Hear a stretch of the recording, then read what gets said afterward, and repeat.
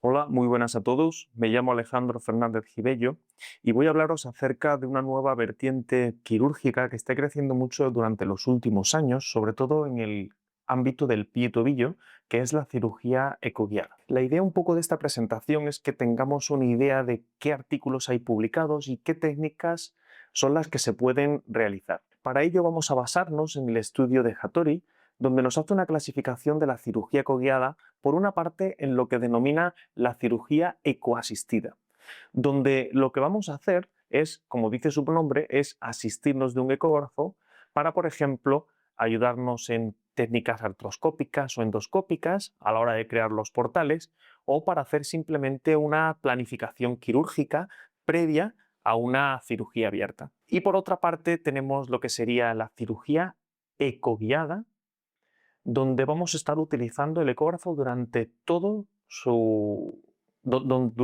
la cirugía.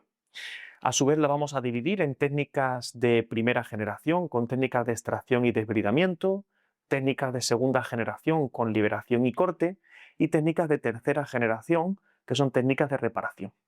Es un símil como se ha realizado en las técnicas de cirugía MIS para hacer una clasificación en cómo ha ido avanzando. Por una parte, vamos a empezar por la cirugía ecoasistida. Recordamos, donde utilizamos el ecógrafo en partes concretas de la intervención. Aquí, por ejemplo, tenemos un paciente que fue operado por una rotura del tendón de Aquiles y fue operado de forma percutánea. Y como bien sabéis, uno de los principales inconvenientes que tenemos es que el nervio sural, que pasa de una disposición central a lateral, podemos encontrarnos que si no conseguimos hacer un mapeo correcto, podemos con una de las suturas atrapar el nervio. Como es el caso de este paciente, donde vemos un nervio sural en el eje largo y esta zona de esta sombra acústica, lo que nos estamos encontrando que es el punto de la sutura, donde vemos que la sutura lo está atrapando. Aquí tenemos un vídeo donde estamos viendo el nervio sural con su vena y justo en este punto ahí vemos que discurre una sutura por encima. Vamos a volver a verlo, estamos ya otra vez en la zona distal más abajo, vamos a volver a subir arriba, ahí estoy señalando en todo momento el nervio sural y vamos a ver ahí, justo en ese punto, donde discurre una sutura por encima, otra por debajo. Y esto realmente es algo que es fácilmente de evitar. Y al paciente le crea una complicación relativamente importante, sobre todo para él, porque lo que le causa es un dolor difícil de tratar con medicación, que no le permite dormir, etc. Otro de los casos que podemos utilizar también, por ejemplo, para hacer una planificación quirúrgica previa en cirugía abierta, aquí tenemos un paciente que operamos de un proceso de osteofitosis en la zona de la mediotarsiana. Aquí tenemos una imagen del eje largo donde podemos ver el osteocito, que al compararlo con el contralateral vemos que no lo tiene. Aquí discurre el tendón extensor común de los dedos y en el pie que le molesta vemos el tendón extensor y vemos un proceso también de engrosamiento, donde se ve que el tendón está sufriendo. En el vídeo de abajo podemos ver en una ecografía dinámica cómo el tendón está íntimamente rozando con el proceso de osteocitosis y esto estaba creando también un proceso de tendinopatía, lesión del tendón, etc. Dentro de este perfil de pacientes, lo que buscamos evitar es que el nervio peroneo superficial, que se divide en sus ramas dorsocutánea medial y dorsocutánea intermedia, tiene un montón de ramitas en la zona del dorso que nos vamos a encontrar íntimamente en relación con la piel. A nada que hagamos el corte van a estar ahí y podemos dañarlas con el mismo corte o, como es el caso de este paciente, donde vamos a ver que se atrapaba por la cirugía. Esto es un eje corto donde vemos los tendones extensores, la zona del músculo pedio y aquí vemos la piel. Estamos utilizando un paquetito de gel, por eso lo vemos separado y vamos a fijarnos como en el punto de engrosamiento a este nivel que corresponde con la zona de la cicatriz, vamos a ver como esta ramita de aquí, este puntito negro, que es una de las ramas del nervio dorsocutáneo, va a discurrir por debajo de la cicatriz y al paciente le provocaba un dolor neurotático. Ahí podemos ver el engrosamiento y la ramita cómo pasa por debajo. Es decir, ahí tenemos la rama, pasa por debajo de la cicatriz, etc. Sí es verdad que no son los casos más frecuentes, pero claro, todo el mundo quiere evitarlos, porque al final tienes una lesión de un paciente que te va a ser difícil de mejorar, que el paciente vas a tener todo el rato en consulta quejándose, etc. Y una vez que hemos visto la cirugía coasistida, vamos a ver lo que sería la cirugía coguiada, donde la principal diferencia es que vamos a estar utilizando el ecógrafo durante todo el procedimiento quirúrgico. Y esto es lo que dividíamos en técnicas de diferentes generaciones. Dentro de la primera generación, que son las técnicas que buscan hacer un desbridamiento o una limpieza o una extirpación. Aquí estamos viendo un paciente que tuvimos, donde podemos ver la imagen de la izquierda, un gemelo interno en el eje corto, un sóleo, y en el pie afecto vemos el gemelo interno, el sóleo y un montón de hematoma de típica rotura de tenis LED en la cual no ha sido evacuada, y como podemos ver ya no es una imagen completamente anecoica que nos muestra que tiene líquido, sino que ya se va poniendo hiperecogénica. En el caso de este paciente le costaba plantar el pie de forma completa porque le provocaba mucho dolor y fuimos incapaces de crear una evacuación del hematoma, incluso con agujas del calibre del 14G. Aquí lo podemos ver en el eje largo, y una de las cosas que planteamos fue entrar entre la aponeurosis ventral del gemelo y la aponeurosis dorsal del sóleo, utilizando este plano anatómico, como vais a ver, con un removedor ultrasónico utilizados ampliamente en la cirugía de columna o en neurocirugía, y lo que estamos haciendo es ir irrigando, desbridando y evacuando a través de este instrumental ese hematoma. Aquí vemos el pre y el post, donde podemos ver que los planos han vuelto, o esas interfaces han vuelto otra vez a juntarse. Otra de las técnicas que se pueden utilizar, por ejemplo, están descritas para la cirugía de Haglund con la técnica que describieron tipo Cello, porque se hacen con el ecógrafo en el eje largo del tendón, y como si estuvieras tocando un cello, estás utilizando el motor para hacer la calcaneoplastia. En este caso, aquí tenemos la parte de la tuberosidad posterior-superior del calcáneo, la posterior-inferior, y como podemos fijarnos en la tuberosidad posterior-superior, en la resonancia, se aprecia una imagen de aumento de la intensidad de señal correspondiente a un foco de lesión provocado por esa protuberancia. Por un pequeño abordaje medial, consigues hacer una calcaneoplastia efectiva, como podemos ver en la imagen de la derecha. Pero lo que más me interesa es que veamos también la visión ecográfica, que nos permite ver cuánto quitar para saber que la tuberosidad ya no va a estar en contacto. Y para que veáis también como muchas veces la parte radiológica, donde no tienes un Haglund claro, pero en la imagen ecográfica sí se aprecia bastante bien. En la imagen de la izquierda tenemos la tuberosidad posterior-superior, el tendón de Aquiles en el eje largo, y podemos ver esa prolongación fibroadiposa de la grasa de Kager, conocida como bursal wedge, que se mete entre la tuberosidad y el tendón para protegerlo. Y en el caso patológico del paciente, como podemos ver, ya no tenemos esa prolongación, la tuberosidad está en íntimo contacto con el tendón y le va creando ese proceso de entesopatía. Aquí tenéis otro caso con una tuberosidad bastante marcada, donde hicimos también la eliminación de forma ecoguiada con la técnica Cello, y aquí podéis ver la ecografía, cómo la tuberosidad está ocupando la mitad del tendón, cómo le crea ese proceso hipervascular y de lesión en el tendón. Otra de las técnicas que se pueden utilizar con nuevos artilugios, como son los desbridadores ultrasónicos, aquí tenéis un ejemplo de una publicación de un caso que hicimos con la técnica del TENEX, que es un ultrasonido que está conectado a un sistema de irrigación y aspiración para un paciente un poco especial, en el que, como vemos, el paciente no tiene aquí su entesofito o espolón calcáneo, aquí tiene también otro en la zona de la inserción del tendón de Aquiles, pero dentro de la fascia tiene otra estructura que no es un entesofito porque no está conectada, no está enganchada a la entesis, no es una calcificación porque se aprecian trabéculas óseas, y nos estamos encontrando un proceso de osificación heterotópica que al paciente le provocaba molestias y dolor con cualquier paso.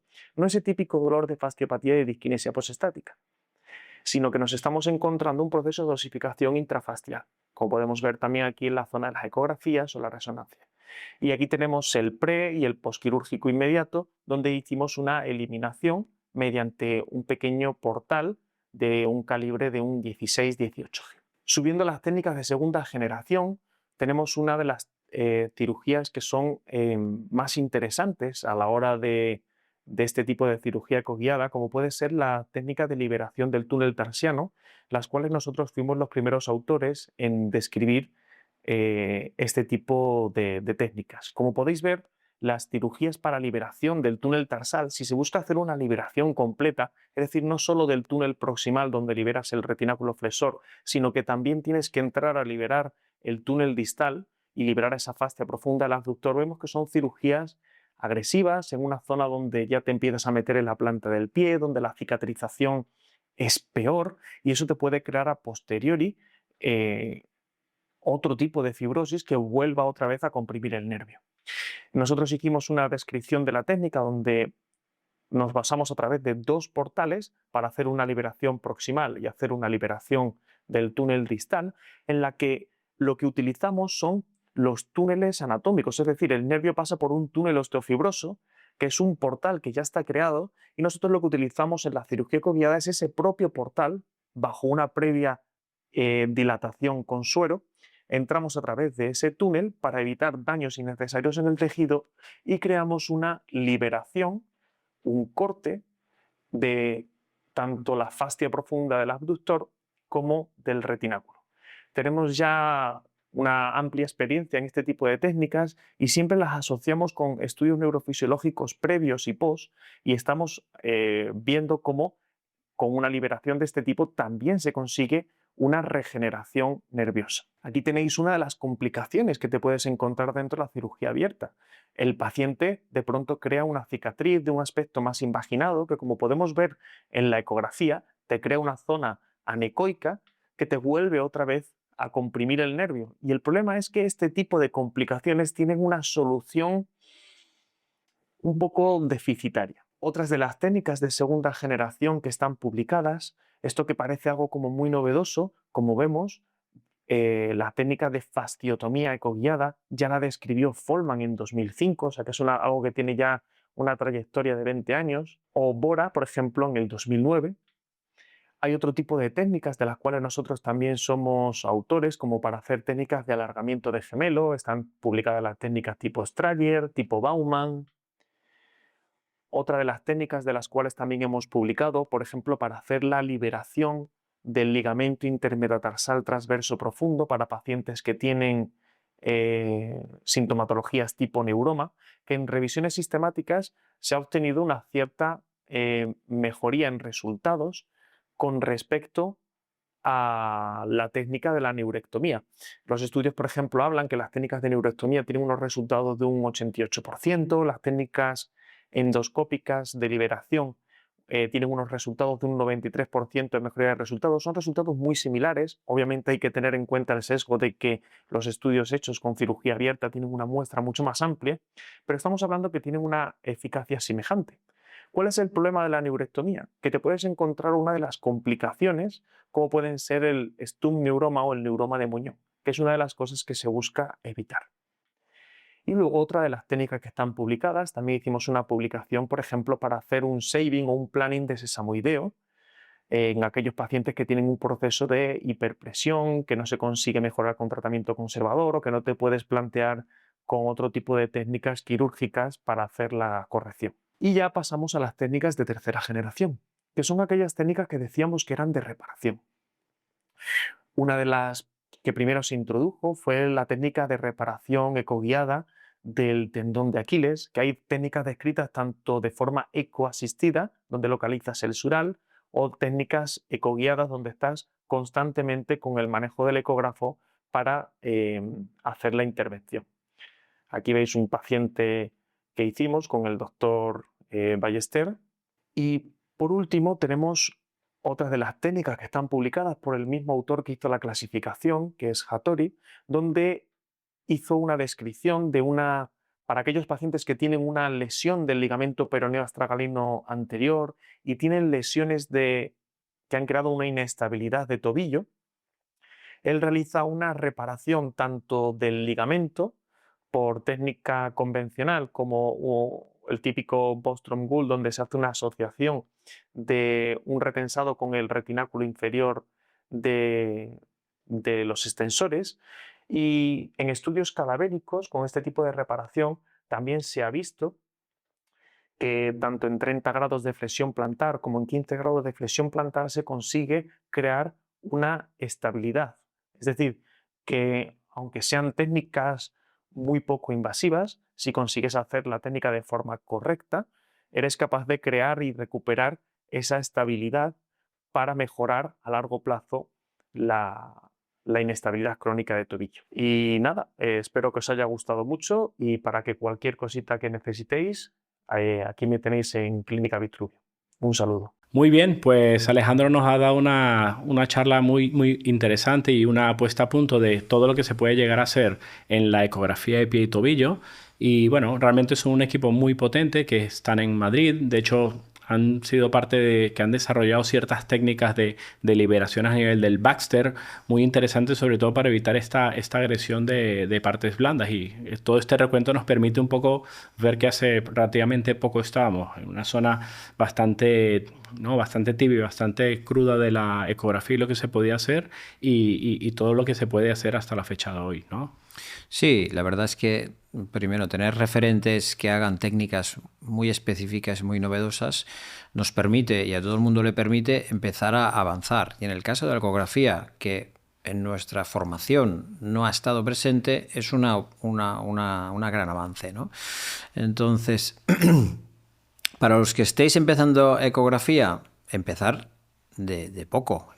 Nosotros empezamos de poco, haciendo ecografía simple, después infiltraciones, después pequeños procedimientos. ¿Y qué nos permite o qué nos ayuda esta ecografía? Pues bueno, primero el diagnóstico, después las infiltraciones ecoguiadas en ciertos sitios nos ayudan mucho, en el tendón, etcétera, en las zonas articulares, en peritendinosos. La analgesia y la anestesia del pie y tobillo también es otra de las opciones que la ecografía nos da un salto cualitativo. Y por último, ciertos procedimientos. No vamos a pasar directamente a los procedimientos, obviamente. Empezamos a subir la montaña, pero por abajo, no por arriba. Y los procedimientos son una opción. Pero primero vamos a lo principal, ¿no? Sí, mucha gente, de hecho, siempre preguntan, ¿no?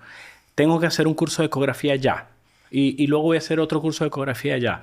Yo creo que aquí, aunque suene a hacer la casa desde el techo, vale la pena hacer bastante ecografía, ver, sentirse cómodo con la ecografía y luego ir haciendo contactos y repasos a nivel de la parte teórica y luego muchas veces hacer ya una base teórica fuerte.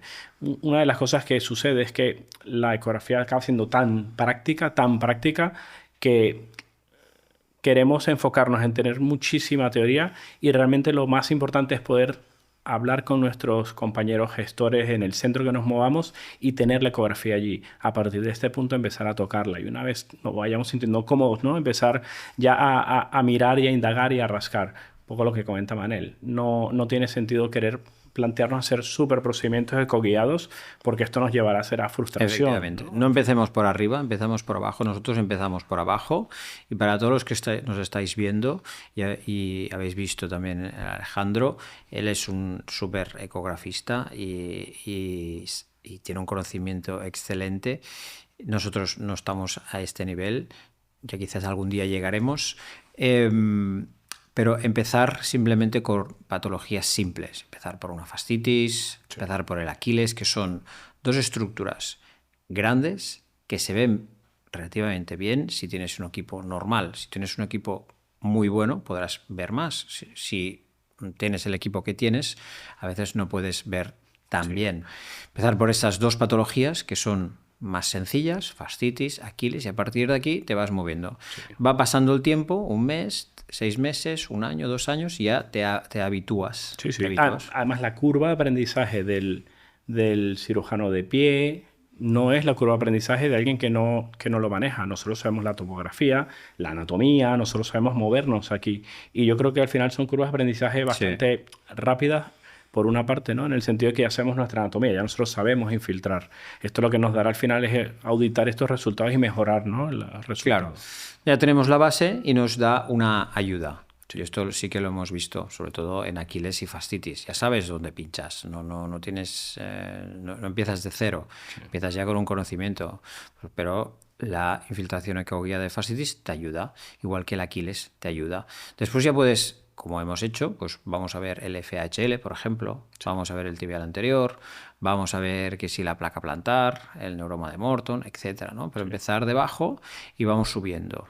Y luego el futuro, ¿qué depara? El futuro, ahora tenemos IA, robots, tenemos 3D. Yo creo que de momento la evidencia habla relativamente poco de ciencia cierta, ¿no? Hablan de la presencia de ultrasound assisted procedures con robots, hablan de realidades aumentadas. ¿Tú por dónde piensas que pueden ir un poco los Claro, tiros? esto es complicado, ¿no? La evidencia no está y aquí poca evidencia hay ahora. Pero sí que yo creo que nos la dará, no el pie y tobillo, pero nos la dará otras especialidades o incluso otras localizaciones del cuerpo que están un poquito más avanzadas. Por ejemplo, la próstata, ¿no? La ecografía de próstata, pues ha avanzado tecnológicamente en la fusión entre resonancia y ecografía. Entonces realizan biopsias de fusión que se llaman, que fusionan la imagen eco-resonancia y tienes una biopsia mucho más precisa. Pues te imaginas ahí una Esto tendón puede de llegar, Aquiles, puede lesión llegar de al- Aquiles, PRP guiado por una resonancia. Puede Será llegar, la bomba. claro. Sí. También Bueno. la ecografía cardíaca también nos ayuda y la ecografía asistida, ¿no? En vez de un humano que esté allí dándole, pues también ayuda. Es decir, Claro. o también nos ha ayudado los robots en ecografía hepática o ecografía abdominal. Claro, son sitios que hay mucha ecografía, Sí. esos son estructuras más grandes también y quizás la tecnología pueda evolucionar más. Podremos recoger un poco la Experiencias, cosecha ¿no? y la experiencia de otro. Ahora, pues quizás se limite un poco a 2 o 3 patologías, que Sí, ya sí. está bien y que nos puede ayudar, pero sí que hay o habrá mucho campo, yo creo. Sí, yo creo que hay también el interés también de la necesidad del paciente, el interés un poco del académico también de interesarse por esto, de la industria también que ayude un poco al desarrollo, porque esto son tecnologías, son técnicas y hace falta este soporte un poco para crecerlo y luego que tenga un recorrido, ¿no? Que tenga un beneficio al paciente, un poco vuelta al inicio. Esto, por ejemplo, la rotura de Aquiles. La rotura de Aquiles que antes se puede abrir, lo podemos abrir, se puede hacer también por percutáneo, pero ahora también se puede hacer por ecografía. Y entonces por ecografía podemos controlar.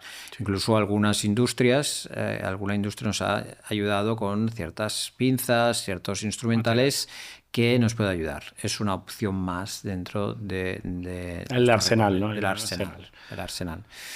Bueno, yo creo que nos queda mucho por aprender, mucho por hacer sobre todo y manos a la obra. Robaros el ecógrafo que tengáis a la mano y empezar a trabajarlo, ¿no? Sobre todo no tengáis miedo a romper esta barrera, empezar progresivamente a hacer un diagnóstico. Tenemos por delante muchos y muchos años, pero algún día se ha de empezar. Una vez empecéis ya iréis creciendo progresivamente.